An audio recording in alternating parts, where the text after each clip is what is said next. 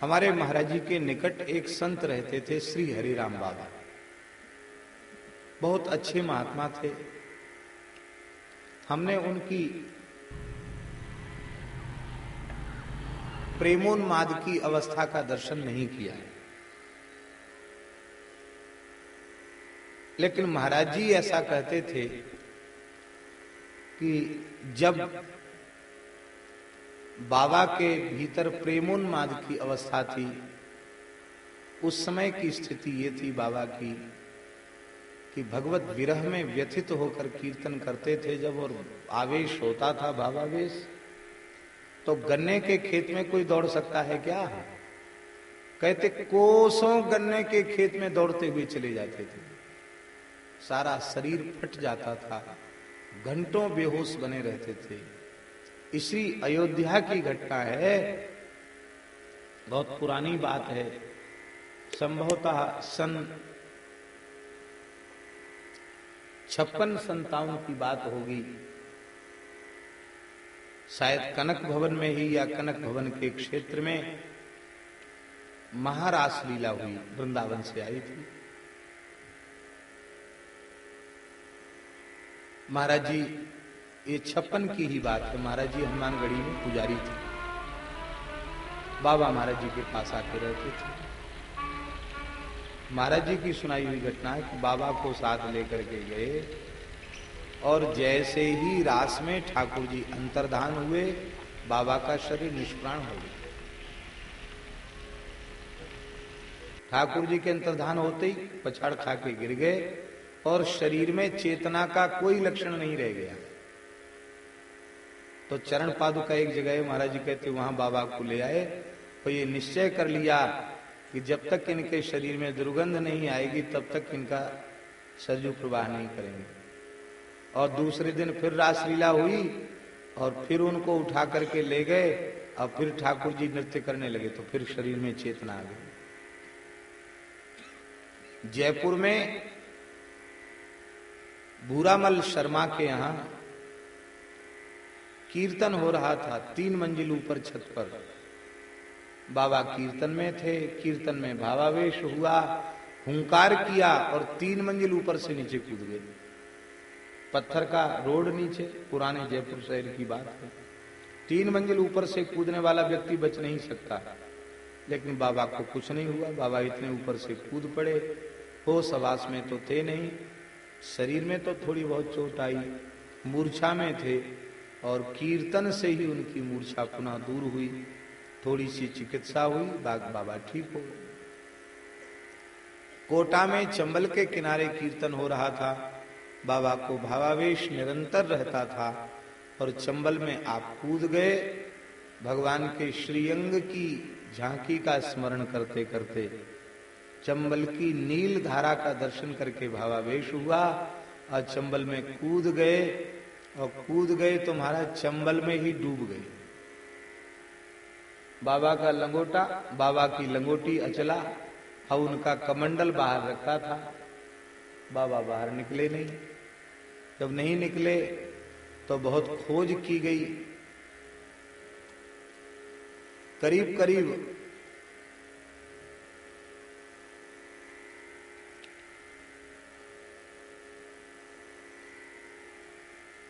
24 घंटे से अधिक समय हो गया खोजते खोजते। बहुत दूर जाकर के जाल में उनका शरीर फंसा। जाल कई जगह डाले गए थे धारा में, जाल में उनका शरीर फंस गया, और जाल से बाहर उनको निकाला गया। देखा बाबा तो पधार गए, लोगों ने यही समझा। 4 महीने का अखंड कीर्तन चल रहा था, और बाबा के शरीर का संस्कार करने के लिए लोग चंबल के किनारे ले आए। उस समय कोटा के जज थे द्वारिका लाल दुबे, वो वहां जज पद पर कार्यरत थे, बाबा के कृपा पात्र थे।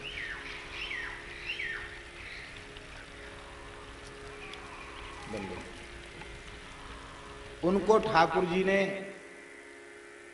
तंद्रावस्था में प्रकट होकर आदेश दिया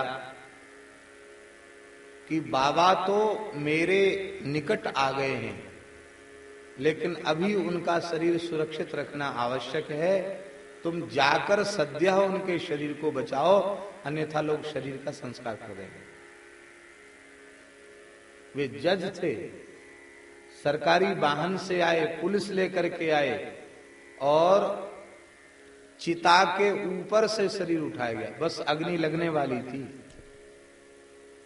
लोगों ने बहुत विरोध किया और चिता के ऊपर से उनका शरीर उठाया गया। घर में ले आए तो घर वालों ने विरोध किया, कह रहे मुर्दा कहीं स्मशान से घर आता है। बोले हमारे गुरु महाराज हैं, तुम लोगों को भय तो दूसरी जगह चले जाओ, जब तक इनके शरीर में दुर्गंध नहीं आती तब तक हम संस्कार नहीं करने देंगे। और वे दीपक जलाकर बैठ गए। 24 घंटे के बाद बाबा के शरीर में पुनः चेतना आ गई और कीर्तन करते करते बाबा उठ के बैठे। करीब 48 घंटे बाद शरीर में चेतना आई थी और द्वारिका लाल जी को बाबा ने कहा, बच्चा तुमने राम जी की आज्ञा का पालन किया है, इसलिए हम बहुत प्रसन्न हैं, तुम कुछ मांग लो। बोले बाबा हम ये चाहते हैं कि कीर्तन करते करते भगवान के सामने नृत्य करते हुए मेरा शरीर छूटे। कहा ऐसा ही होगा। और जब वे जज पद से मुक्त हो गए तो कोटा में मथुरेश जी का मंदिर है, वल्लभ कुल का एक प्रधान मंदिर है, स्वयं प्रकट ठाकुर मथुरेश जी विराजमान हैं। प्रथम लाल जी की सेवा, उसको प्रथमेश गद्दी कहते हैं। वहां जन्माष्टमी का अवसर था और श्री द्वारिका लाल जी पैर में घुंघरू बांधकर हाथ में करताल लेकर नृत्य कर रहे थे और नृत्य करते करते भावावेश हुआ और वहीं उनका शरीर छूट गया। ये सत्य घटना है। उनकी छोटी सी पुस्तिका करुण पुकार, बड़े अद्भुत पद हैं बाबा। करुण पुकार, करुण पुकार बहुत अच्छी स्थिति थी। अहर्निश उनका जप चलता था, पर बाहरी नाटक ऐसा था कि सहसा कोई विश्वास ही नहीं करेगी। मां किसी गृहस्थ ने बुला लिया अपने घर में तो इतना परेशान कर देते कि द्वारा वो फिर नहीं कहता कि महाराज अब कृपा करना जल्दी हमारे ऊपर। कहते 2-4 दिन तो हमको झेल नहीं पाया, क्या संत सेवा करेगा। विलक्षण महात्मा थे। बाद में एक कूल्हा टूट गया था तो अंतिम क्षण तक महाराज जी के निकट रहे। महाराज जी ने सेवा की। हम लोगों ने तो सेवा क्या की, महाराज जी ने ही सेवा की। पर उनके अति निकट रहने का सौभाग्य अवश्य मिला। बहुत अच्छी आध्यात्मिक स्थिति उनकी थी और बाहरी लीला ऐसी थी कि जल्दी कोई पहचाना नहीं। एक छोटी सी घटना सुना रहे हैं, संत की पहचान कैसे करें। उनकी इस करुण पुकार पुस्तक को महाराज जी ने उनकी अनुमति लेकर उनके सामने ही प्रकाशित करवा दिया। यद्यपि वे कोई कवि नहीं थे, जो भावावेश में जो कुछ उद्गार जगे उन्होंने कहीं कुछ लिख लिया या गाते थे तो महाराज जी ने उनको लिपिबद्ध किया। और महाराज जी ने कहा कि हमारी विशेष इच्छा है कि ये पद संग्रह प्रकाशित हो जाए तो सुरक्षित हो जाएगा। तो बोले हमने तो अपने ठाकुर को अपने हृदय की पुकार सुनाई है, ये छपाने के लिए नहीं है, वो किसी को बताने के लिए नहीं है। तो महाराज जी ने हठ किया तो महाराज जी बोले ठीक है, जैसी तुम्हारी इच्छा है। महाराज जी ने छपाया। तो कोई एक दिल्ली की बहन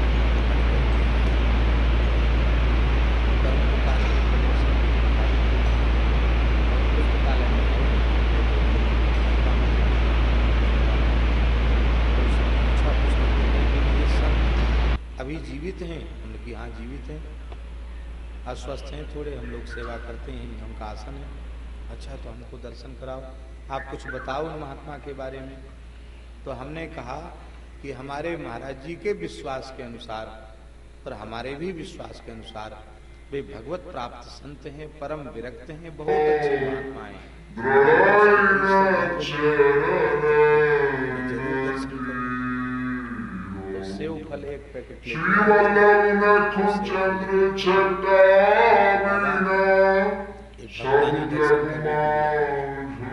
अरे क्यों लाया? मैं नंगे बैठा रहता हूँ, कपड़ा उड़ाओ पहले मुझे। ऐसे रहते थे वो, कॉपिन में लंगोटी में एक कपड़ा उनके ऊपर डाल दिया, आई प्रणाम किया। वो आई बड़ी श्रद्धा लेके, और बाबा ने सत्संग की कोई बात उससे नहीं। बच्ची कहाँ से आई है? तोतले बोलते थे, बच्ची कहाँ से आई है? तो उसने कहा बाबा दिल्ली में रहती हूँ। अच्छा कितनी उम्र है तेरी? बोले 40-45 साल की उम्र है। अच्छा तेरा ब्याह हुआ नहीं हुआ?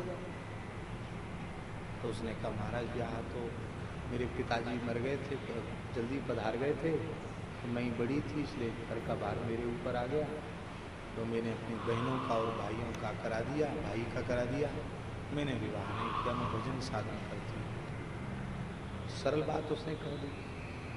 तो इस बात को सुन के बाबा, अब हम वहीं हैं, हम तो उनको लेके गए दर्शन कराने, और बाबा हाथ जोड़ के कहते देवी मैं अब बूढ़ा हो गया, विवाह के योग्य नहीं है, तू यहाँ क्यों आई है? तू जहां इच्छा हो वहां चली जा। वो तो बहुत नाराज हो गए, नाराज होने की बात है ये। बोले आप इतने बड़े बूढ़े संत हो के आप कैसे बात करते हैं? आपको बोलने का वो नहीं है, कैसे बोला जाता है? आप कैसे साधु हैं? उसने थोड़ा गर्म होकर बोल दिया।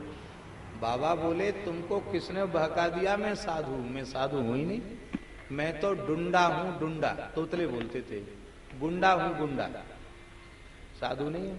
साधु तो भजन करने वाले होते, मैं भजन नहीं करता हूं, देखो तिलक भी नहीं है मेरे, यहीं पड़ा रहता, मैं साधु नहीं हूं, गुंडा हूं, गुंडा। बेटी ले जा, किसी साधु की सेवा करना, मैं साधु नहीं हूं। और उसके फल भी वापस दे दिए, और उसके 50 रुपया उसने भेंट किए थे वो भी वापस कर दिए। ले जा ले जा ले जा। और उधर से गेट खुलवा दिया, बोले जल्दी भेज दो इसको।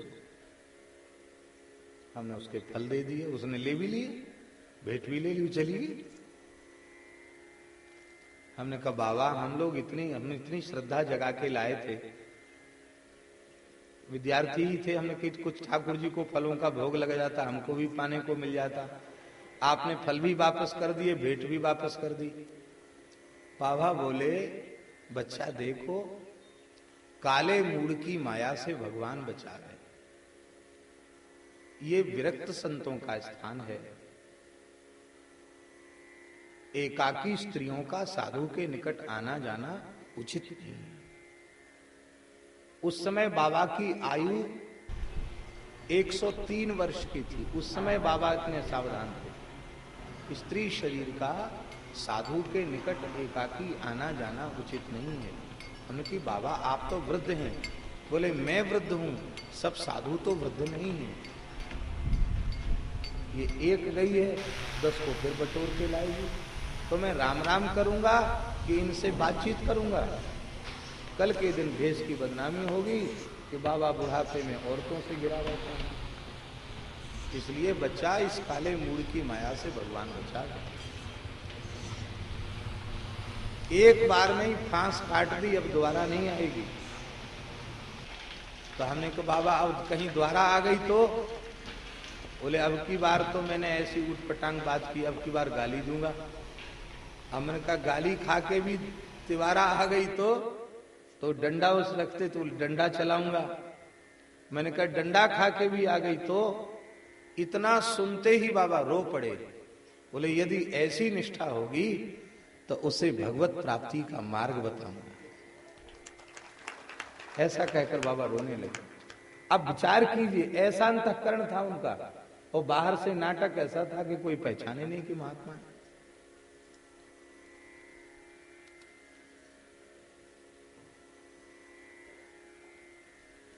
हमारी बहुत श्रद्धा नहीं रहती सेवा में, पर वो पीछे पड़ के हमसे सेवा लेते थे। पीछे पड़ के मतलब हमसे कहते, जा बच्चा शाम संध्या हो गई? बोले हाँ। जा गोपेश्वर दर्शन करके आ। दर्शन करके आते, उसके पहले वो इधर से भी सिटिक नहीं लगा देते और दूसरी तरफ का भी द्वार बंद कर देते, दोनों तरफ। अब हम इधर जाते, नहीं खुलता, फिर उधर जाते, कई चक्कर काटते। जब खटखटाते तो बहुत देर बाद खोल के कहते, पापी तेरे बाप ने मुझे नौकर बना रखा है या तनख्वाह देता तेरा बाप, भजन नहीं करने देता है? हम कि बाबा आपने ही तो भेजा था। भेजा था तो मैं एकांत में भजन करता हूं, थोड़ी देर बैठ जाता बाहर, क्यों खटखटाया? हम कहते बाबा अब आप गाली देते हो, आपकी हम सेवा नहीं करेंगे। बाबा थोड़ी देर में कहते, बच्चा देख मच्छरदानी लगा दे, हमारी आसन लगा दे, बूढ़े थे, मच्छरदानी लगा दे, आसन लगा दे। बाबा आप बहुत डांटते हो, नहीं लगाएंगे हम मच्छरदानी। कहते तुम फेल हो जाओगे। हम पढ़ते थे, कहते तुम फेल हो जाओगे परीक्षा में। तो कोई भी विद्यार्थी उसको फेल होने से बड़ा डर होता है। हम सोचते महादास जी कहते सिद्ध महात्मा हैं और ये कहते फेल हो जाएंगे, तो फेल तो नहीं हो कम से कम, हम भी मच्छरदानी लगा। ऐसे संत। तो अब सोचिए कैसे पहचान हो महात्माओं की, ये महात्मा। और हमने निकट रहकर अनुभव किया, वे परम निर्विकार संत थे। सारी बातें सभा में कहने योग्य नहीं होती हैं, लेकिन दास को यह अनुभव हुआ उनके अत्यंत निकट रहकर। माने कई बार ऐसा अवसर हुआ कि जहां हमारा आसन था वहीं बाबा सोते थे। यद्यपि उनका आसन दूसरी जगह रहता था, पर महाराज जी की निकटता के कारण वो वहीं रात को आकर लेट जाते। एक दिन बाबा के निकट ही हम लेटे थे, तो स्वप्न में महाराज जी बहुत विशाल का हनुमान जी दिखाई पड़े। एकदम इतने बड़े बड़े सोने के समान रोया, पर्वताकार शरीर, मणियों से जटित आभूषण हनुमान जी धारण किए हैं और ताली बजाकर कीर्तन कर रहे हैं हनुमान जी। उस विशाल स्वरूप को देख करके हमारे शरीर में पसीना डर गए। बड़े बड़े दांत, बड़ा विलक्षण स्वरूप हनुमान जी। अब देखिए हमें तो स्वप्न में दर्शन हो रहा है और बाबा ने छाती पर हाथ फिराकर हमसे कहा, अच्छा पंडित डरे मत, मैं निरंतर राम नाम जपता हूँ, इसलिए हनुमान जी सदा मेरे सामने रहते हैं। आज तुझे हनुमान जी की झलक मिल गई है स्वप्न में, डरो मत, सो जा। ये उनके निकट रहने की बात है। माने वे ऐसे संत थे कि उनकी सन्निधि में उनके शरीर से स्पर्श होने के कारण इस अनधिकारी को स्वप्न में ही सही पर श्री हनुमान जी की झलक मिली और उनकी वाणी से कीर्तन सुनाई पड़ा। अब बाबा ने जगा कर कहा, बच्चा मैं राम नाम लेता हूं, हनुमान जी निरंतर मेरे सामने रहते हैं, आज तुम्हें हनुमान जी की झलक मिल गई है, सो जाओ सो जाओ। ऐसे थे बाबा।